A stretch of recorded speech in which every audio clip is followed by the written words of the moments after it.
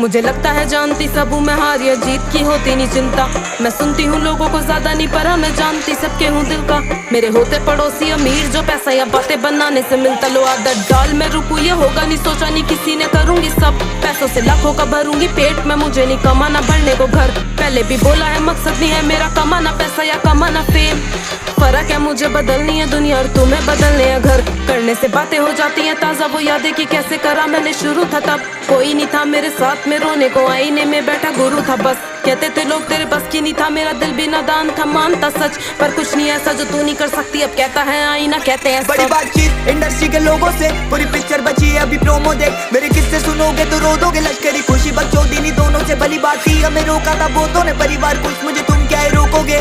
बिस्तर बना देंगे नोटों के अगर मेहनत को पैसों से तोलोगे। संगीत को सब किया समर्पित, लिखे दिल से गाने मेरे अमर गीत। बिगी पाक को सुन गया सफर बीत, मेरी बातें है रोनो